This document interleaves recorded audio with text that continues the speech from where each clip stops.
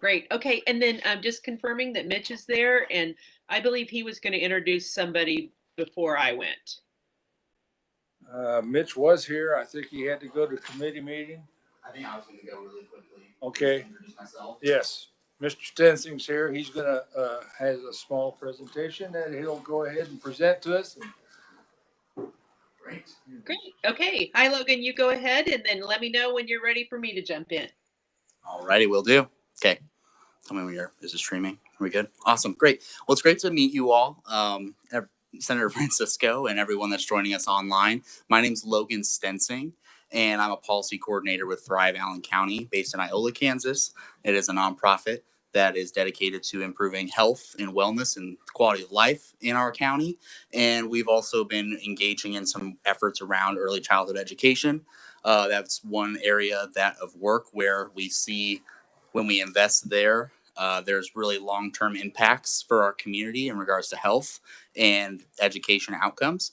And, one example was programming that we did to actually connect with our providers and provide healthcare reimbursement to many of our providers in our county, as well as provide curriculum to a few of our high schools that would help them create an internship program in early childhood education. But outside of this programming, we realized that there was an immediate need for statewide policy work in regards to early childhood education and making childcare more available, especially in rural communities in Kansas. And so our organization is forming the Zero to Thrive Coalition, which is going to consist of rural stakeholders that are going to address policy concerns as it relates to early childhood education and trying to make childcare more available in rural Kansas, because currently there's about 98% of rural Kansas counties do not have adequate available childcare slots to meet the need.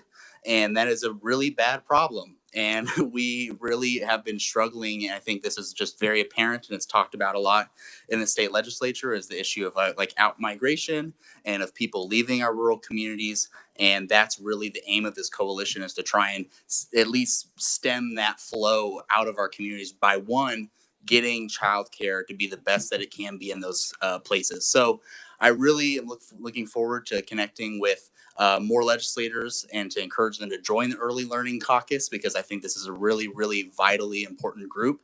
And I think that this is quite a way to make your legacy in the State House, because of the tremendous long-term and short-term impacts that you can have when you dedicate and you become a champion for early care and education. So that's all I had, and that was just want to introduce myself in the Zero to Thrive Coalition, and that we're really going to be starting off this spring and in the summer, going across the state, getting folk connected with providers, with economic development folks, with families, in order to try and garner some attention and drive these issues forward.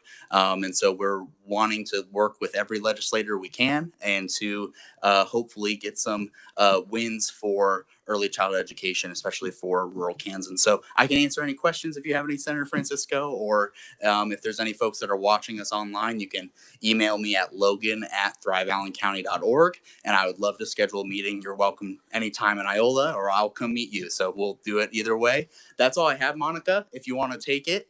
So thank you so much. Great. Thanks, Logan. And thanks to the Early Childhood Caucus. I know that some of folks will be watching this later, so I'm going to visit with you today as if you are live in the room. And Senator Francisco, please interrupt me at any time. So my name is Monica Murnan. I live in Pittsburgh, longtime resident here in Pittsburgh, and I'm visiting with you today on the request of Senator Petty. A few years ago, in another lifetime, I served in the Kansas House in the 3rd District. And at when we were setting up the Early Childhood Caucus, one of the first things we did was try to explain how financing works at a community level, and doing that in about 10 minutes, because we know that's about the amount of time folks have to consider the topic, and it is quite a complex topic. So Senator Petty has asked me to provide this little short, kind of concise version of how early childhood stuff high-tech works out in communities. So I'm coming to you today as, you know, a bit of a been around for a while gal, worked on a lot of different projects, worked at the community level, regional level, and state level. But really, I'm just talking to you today as somebody who has seen the struggles that individual communities have as they try to serve the kids at 0 to 5 and their families in their communities, whether they be large or small, and the struggle that it takes to put the financing piece together. I can use very descriptive words and very words for grant applications. I know how to do that, but my intent today is to not do that, to just simply give it to you in very simple ways so that as you make legislative decisions that you might take into consideration how this impacts kids and families. So bottom line is, you know, what is out there for communities and how do I get it? And this is just a view from the field. So one moment, please. So, you know, not trying to make it sound like it's harder than it is, but it is indeed a complicated structure that we have in place in Kansas for communities. And you're getting the 10-minute version. So bottom line, let's talk about what is early childhood. You hear the phrase a lot. Everybody's definition is a bit different, but in the most broad sense, it's prenatal to age 8. Prenatal to age 8. In Kansas, we typically say prenatal to 5. That's typically where we land as we have been talking about early childhood since the late 90s, mid 90s in Kansas. The definition is more narrowly defined based on funding streams, program goals, and location. So what I mean by that is a particular program, let's say, for instance, I think we have some friends from Parents as Teachers in the room. They programmatically have a definition, right? But what you need to know as a legislator is it's typically tied to some kind of funding or money, what the definition is. The state oftentimes sets the definition. So this can be through an agency or through some rules and regulations, whatever it is, oftentimes we'll set that definition too. And in Kansas, like I said, we have pretty much stuck with that 0 to prenatal to 5 kind of area. So the biggest question I get asked all the time, and I'm just going to handle it head on at the beginning here, is where does childcare fit in? Right?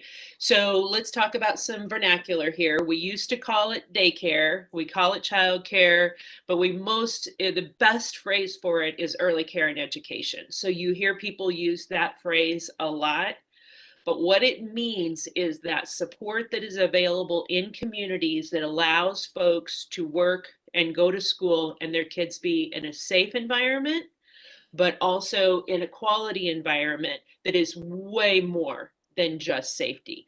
Right now, childcare is a hot topic, as it finally should be. But here's some things for you to know about childcare, just like this is at the most simple form, right? It is an industry based in the private sector. It is not a governmental industry. Childcare itself is not. Historically, it has come from either a private nonprofit kind of setting, an individual small business setting, or in some cases in bigger communities, a for-profit setting. It's generally assumed nowadays to be a component or strategy of economic development.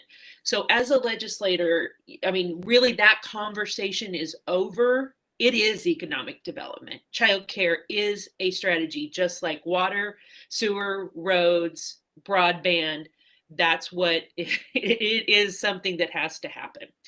Also, it's generally assumed to be a broken system. And I don't mean that to be critical.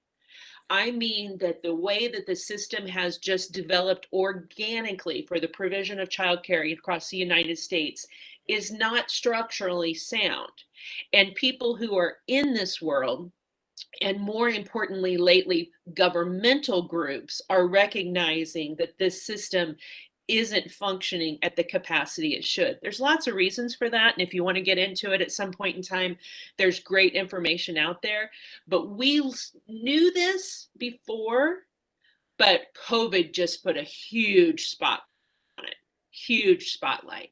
So you're hearing more now from the New Yorker magazine to Fortune 500, all these different folks who look at economic development and finance. They're talking about childcare. The Federal Reserve has a whole division in Minneapolis that focuses on childcare. But let's shift over to how is this other childhood stuff in general delivered? How does it get to people in communities?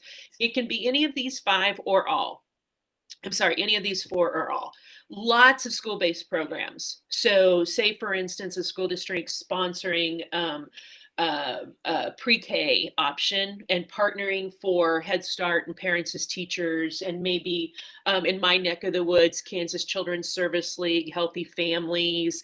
So schools are oftentimes the conduit, and oftentimes the provision of the service is family kid goes to a school building and receives the service. The other way, and probably the bigger way, is the home-based. So I am a small business owner in the house next to me at my here in Pittsburgh, and I have a license from Kansas Department of Health and Environment, says I can provide childcare. Folks come there. Another definition of home-based is home visiting. So I'm a program provider. I am Kansas Infant Toddler, Tiny K service, and I go to families' homes and provide that service, right? So the home-based can mean two things. Community-based is another, probably the next biggest way that these services are delivered. So we have programs, we have people in communities doing work to get to kids 0 to 5. Community-based is also the category that encompasses faith-based. So historically, in early childhood services, the faith-based community has been a key partner. They have been a big player in this, always and forever, and continue to be so. But that broader umbrella of community-based, so say, for instance, a nonprofit center, childcare center, or a nonprofit organization that does home visiting, those are community-based. And then oftentimes you see a combination of a school district working with a community-based organization. So you see some kind of relationship that's built between those two, because let's face it, throughout Kansas, one thing everybody has, a school district, right? So, and then, but what happens most of the time in most communities, whether they're small or large, is all of the above. So right now you're like, okay, wait a minute, I'm already getting in here a little deep. Exactly. That's my point. So how do we pay for this stuff? So new Kansas legislators or old may say, I kind of get it, but how does all this get paid for? Well, the first way is families pay for a lot of early childhood services. So for example, childcare is a responsibility. Pre-K is a responsibility in many cases of a family. If a family wants a particular occupational therapy service or services for a child identified on the autism spectrum, they're responsible for that.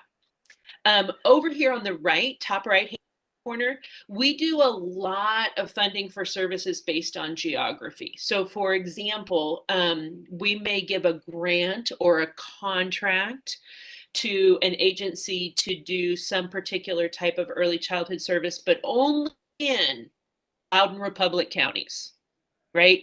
And so it's very much based on your geography.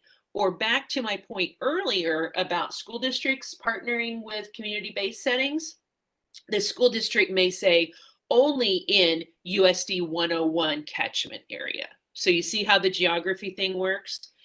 The other way that we do these things, it's based on an adjective attached to a kid. You're like, what the heck is that? That's a poor kid. That's a kid with a disability. That is a kid of color. It is whatever it is. A kid with a mom that has less than a high school diploma. It could be a foster child. Just imagine that adjective. We do a lot of programming based on the fact that we have to put an adjective on a kid. We have to label them. Even when they're babies, we label them. I have an opinion about that, but it doesn't matter for the context of our conversation today. It is simply the way it is. We also have funding based on an adjective attached to a family, right? So when you're working in the early childhood world, no 4-year-old lives in and of themselves, right? So a lot of adjectives around families. So, same premise, lots of adjectives. And then we have funding based on a family or community situation. I'll give you an example of that. We had a lot, please excuse me. We might have dollars invested in a community following a crisis. So let's say there's a tornado and we come in as a state and we put money in there because of that situation. We also might fund things based on demographics of a family or a community. Family makes this much money, right? Or it may be the community has more than blank percentage of free and reduced lunch kids. Do a lot of funding that way. And quite honestly, how do these things get paid for? Just luck in a proactive community. And that is bad, but it is honestly the way it is. So then I'm going to switch over from the legislative perspective. Sometimes we throw in some more state funds, right? We might throw in a little out of this budget. Ways and Means might put a little bit over here. Appropriations might put over here. In general, these are some of those chunks. So we might have some special education funding for 3 to 5-year-olds with delays or disabilities, right? We might have some general ed funding. So Hayesville School District may decide that they want to use some of their general ed funds to provide a pre-K program for 3-year-olds. We might have a little Medicaid funding. So the infant toddler program is an excellent example of that. They can bill Kansas Medicaid for some of their services if the child is Medicaid eligible on the date of service, blah, blah, blah, blah. We put all these caveats in, but there is some Medicaid funding. The state sometimes has early Head Start funding, and I am not an expert on that. I think there's someone in the room who is. But that is state funding, or we might do something really specific in the state and we may say, okay, we're going to fund this project because it's in with our plans for DCF and child welfare, right? And so you might see something there. And then, we might have some private funding. There may be some kind of agreement between the state and an outside donor. There might be a tax incentive that we give to a private funding source who then turns around and opens a child care center. That could happen. We have these other little strange hodgepodgey kind of things. And then again, you're seeing the trend. Good luck in a friendly Kansas legislature.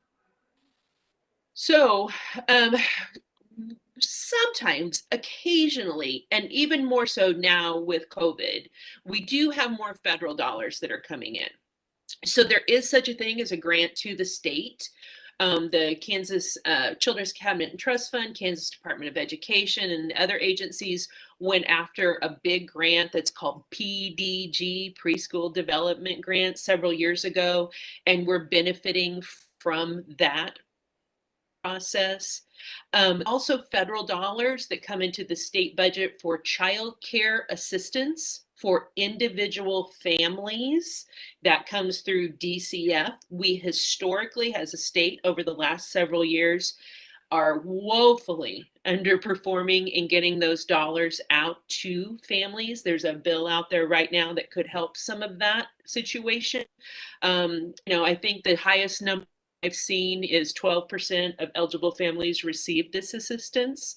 And that's money that's there. It's ready to go. Head Start is federally funded and goes through delegate agencies across the state of Kansas.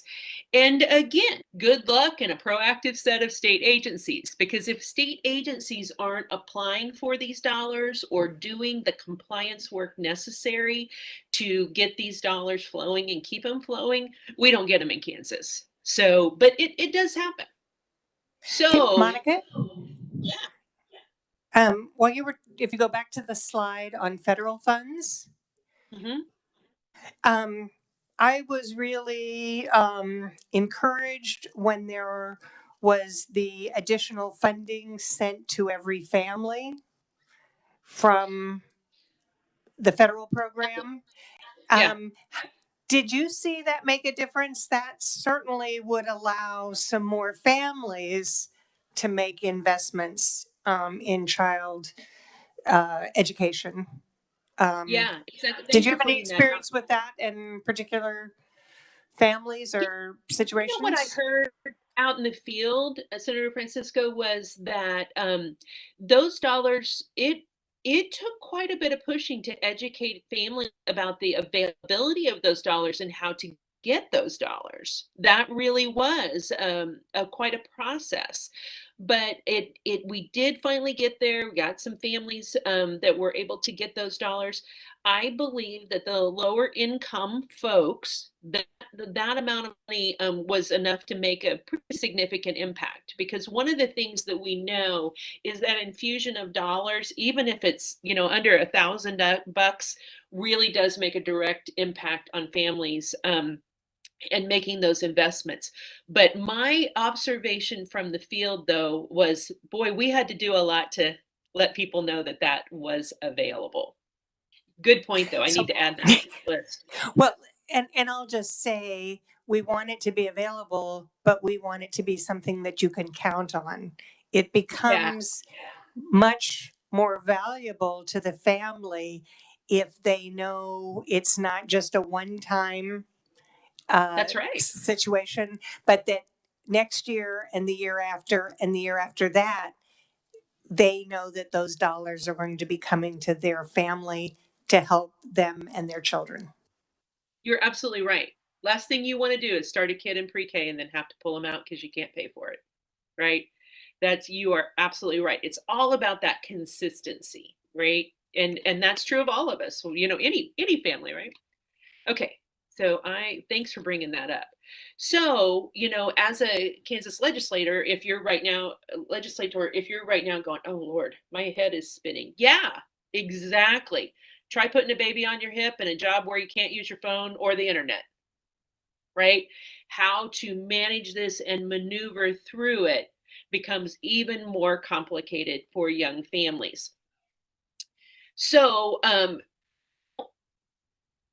I speak to you today with a bit of tongue in cheek, but anybody who knows me, this is just the way that I talk. And I think it's a really fair conversation to sit to have.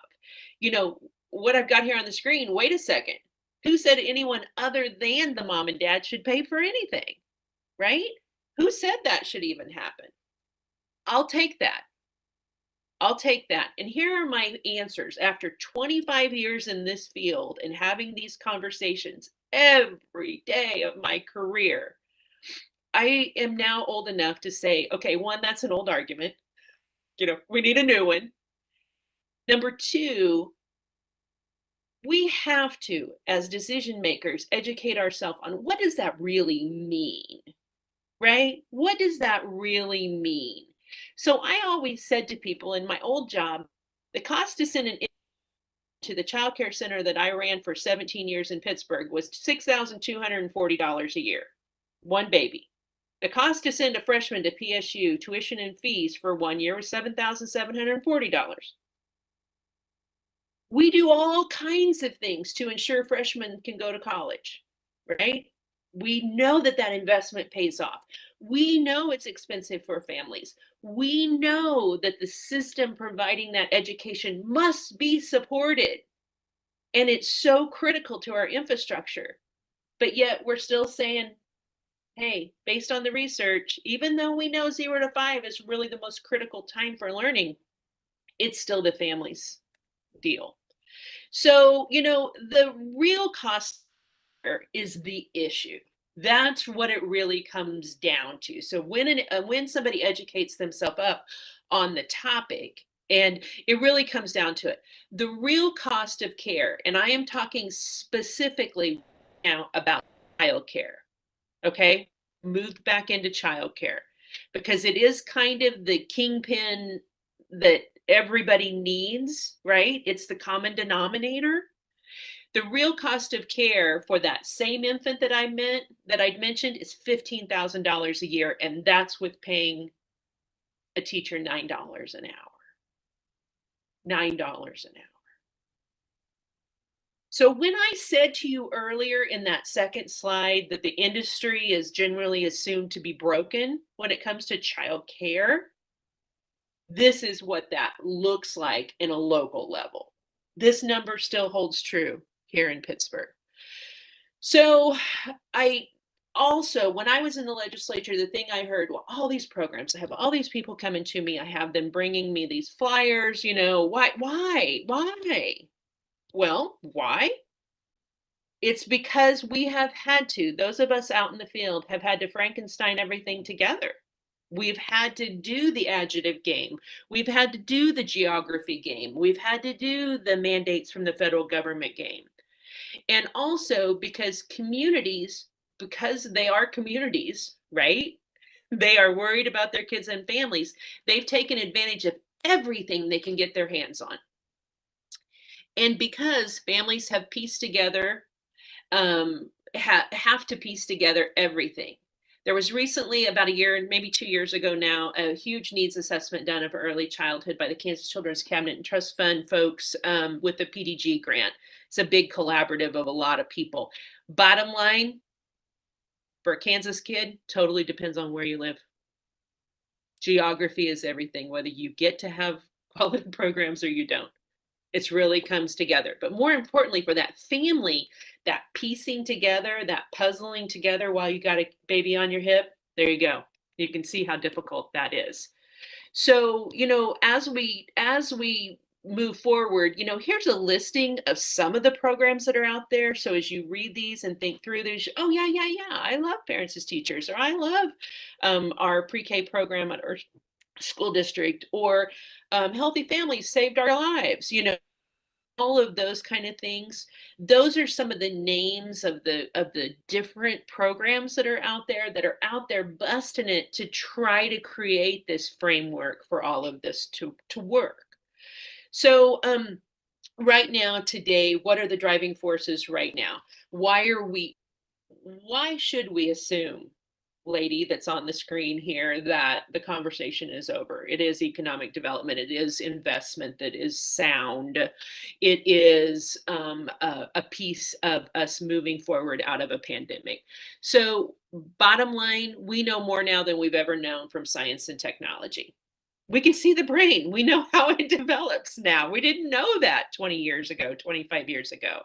So that realization is there. Also, we know through this, just plain science, what a whole lot of people thought anecdotally for a long time is 90% of the brain. Some people say it's 95, some people it's 87. 90 is a good safe number, is developed prior to kindergarten. We know that investments in 0 to 5 pay off. I figured somebody would ask me about the big NPR story from last week that came out of Tennessee, and did their investments pay off or not? Because some of the initial data showed that at 3rd grade, we kind of leveled out. If you dig in deeper to that, it's something that we all know who have been in this world for a long time. Quality, quality, quality, and then there's some quality that needs to be happening. And that quality typically comes from the environments where the kids are and people who are working with the kids. Plain and simple. So those investments have to be inclusive of that general assumption. It's only as good as the stuff you put into it. The Federal Reserve will say, they kind of hover at $1 to 12 mark, right in there. That's where they live. Also, the other thing that's really driving this right now is we know more now than we have ever known about what toxic stress does to a young brain. And that can mean anything from hunger to being in a very traumatic, difficult, violent situation, to anything in between. And so we know that if we decrease some of that toxic stress, we can never get rid of it, but if we can decrease it and add some positives, science says it's going to pay off later on down the line in social cost. So, like right now, you're a legislator and you're like, what do you want me to do? What do you want me to do? I think my opinion, talk to families with young kids. Just talk to them. Make sure all of them don't look like you and your family, right? If you are saying things like, well, when our kids were little, that's fine anecdotally, but unless you're a legislator with kids, you're about 40 and you have kids that are, maybe 10 now, it's just a different situation, just like everything's a different situation. So as you're making those decisions, make sure you are talking to young families all around you in that either campaigning process or in the actual, serving people process, and that you're listening contextually to what does that mean when I'm sitting in a committee. And I think the most simple thing is for a Kansas legislator to do is say, okay, everything I vote on or I hear in committee, I'm going to spend at least 10 seconds thinking, what would this do to a family with a kid that's 3 or 4 or a new baby? What would this be, good, bad, indifferent, right? Even if you just committed to doing that, yay. I also would say be a smart investor. You guys make some really serious decisions about big amounts of money. It's really clear. Under 5 pays off, and it's very inexpensive as it relates to other expenses we have in the state budget, right?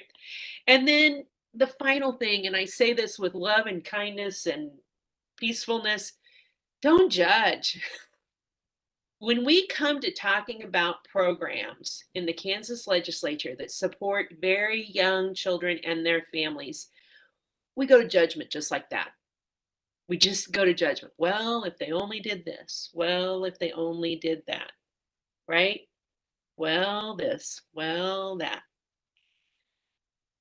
I believe that as a legislator, that luxury is just not there. Right? The stakes are too big. It's too big because we know what happens when the kids hit the classroom door. It's more expensive. It's more complicated. We also know, unfortunately, when that starts hitting that corrections level, when we start talking about child welfare, when we start talking about big dollar, big responsibility spending in the state budget, that if you're paying attention early, the stakes aren't they're better. The stakes are better. So judgment really doesn't have a place. And again, I say that with a lot of experience, but a lot of respect for the difficult decisions that have to be made. This is my contact information. I'm happy to visit with anybody about what I've shared today. This was not meant to be inclusive of every type of funding that is out there. There are a lot of great things out there that I didn't mention today, but it was meant to be a primer on how it kind of looks at the local level and also the complexity of it. And I appreciate that anybody is even willing to stop and listen for a minute about what it feels like from the local level. And I'm happy to answer any questions that anybody may have, or if anybody ever wants to just give me a ring or an email, I'm happy to do that also. Monica, thank you so much. We miss you at the State House, but this was a really great overview. I'm going to add one thing to the question about isn't it the family's responsibility? And that's when people ask me about that in terms of education, shouldn't it just be families with kids that are making these expenditures? I say, you know what? I didn't pay for it when I was 3 or 4 or 5. Somebody else did. So it's my turn now to make sure that that same opportunity and even better opportunities are available to kids right now. Yeah, it's a great way to look at it. Absolutely. So I will hush and let whoever's taken over the meeting take it over. Good afternoon. Thank you for coming again. I just wanted to bring back into the topic of the alphabet soup for funding. So Parents as Teachers is a well-known program throughout Kansas. In my tenure of 20 years with it, the funding has changed, the quality has gone up, but the way that we have to navigate all the different funding streams to make that happen does impact our ability to serve families. So you'll see that the number of families that we're able to work with goes down for our CIF funding. Thanks to the state for receiving the Family First funds, that we are able to work with families that DCF refers to us. So the overall package looks like that, but it is a reality that takes a full-time person in each Parents as Teachers program just to navigate how to manage the funding, which then in return makes it so that that person is no longer in the homes working with the families. That is our purpose. I think, Kelly, the more adjectives, the more paperwork, right?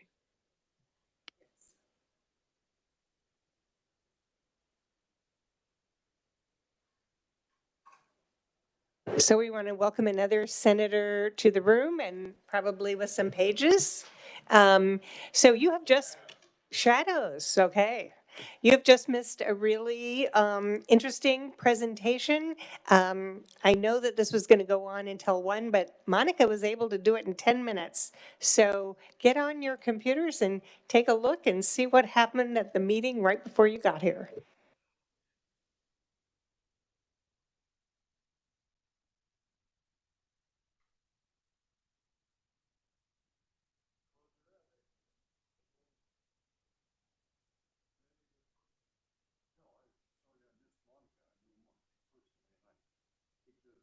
If she's still on, maybe you can say hi.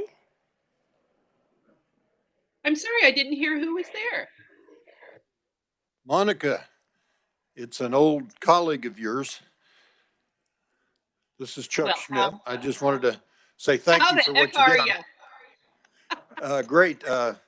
I'm learning fast here, but thank you for what you do. And I'm sorry that I missed your presentation. I'm sure I'll get the basis of it from somebody else. And I bet we could just have a quick phone call too. Good to see you. Okay, thank you. Thanks. So again, this is online. It's been recorded, so everyone has a chance. And so those of us who are legislators need to suggest watching it to our colleagues.